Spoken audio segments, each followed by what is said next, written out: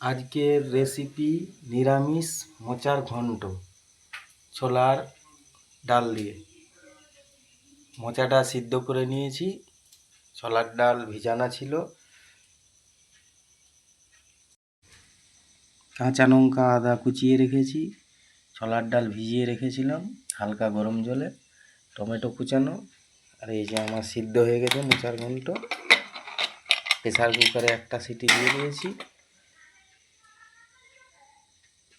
চলুন রেসিপিটা শুরু করব।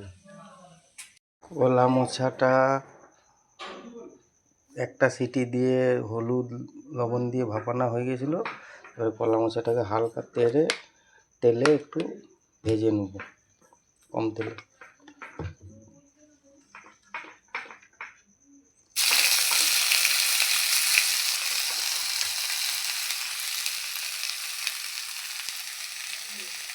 তারপরে ডালটাকে হালকা ভেজে নেব।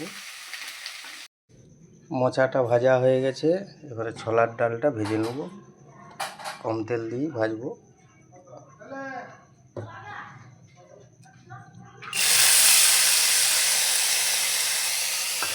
আদা কাঁচা লঙ্কা বাটা হয়ে গেছে, ডালটা ভাজা হয়ে গেলে রান্নাটা করব। মশলাটা আবার কড়াইতে তেল দিয়ে দিচ্ছি।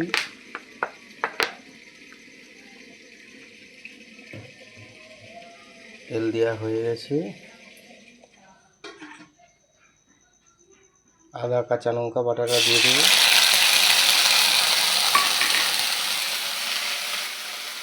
আদা একটু ছিটকায়,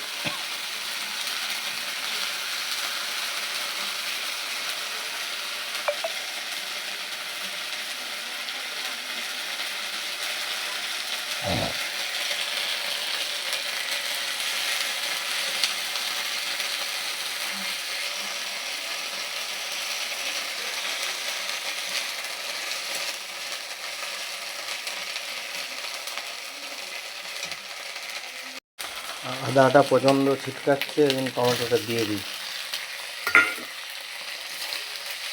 আদার সঙ্গে টমেটোটা ভাজা হয়ে যাবে।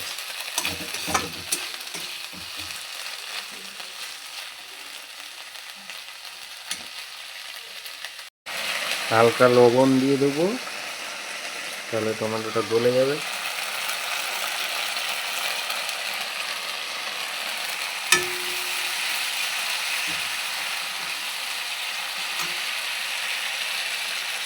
এবারে হলুদ গুঁড়া,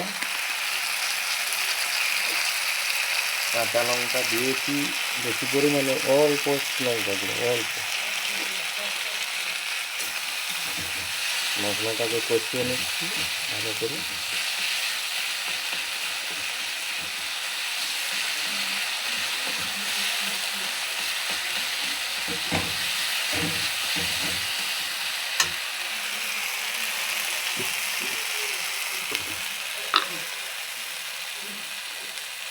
অল্প চিনি দিয়ে দিই মশলাটা,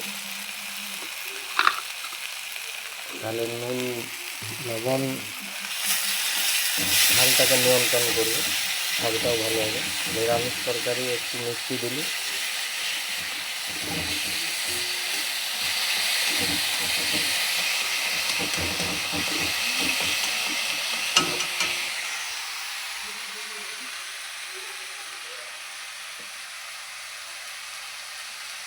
ফিল্টারের জল দিলাম।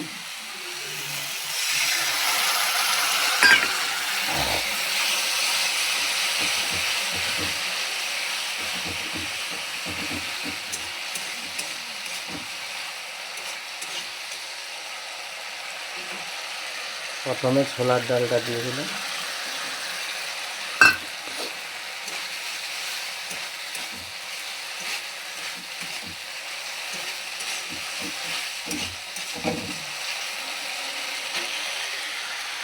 এরপর কলা মোচাটা দিয়ে দিচ্ছি।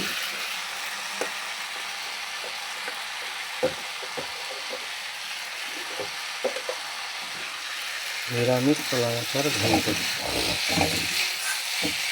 কষিয়ে নেব। কষানোটা ভালো করে করতে হবে। মোচার ঘন্ট আমার হয়ে গেছে রেডি।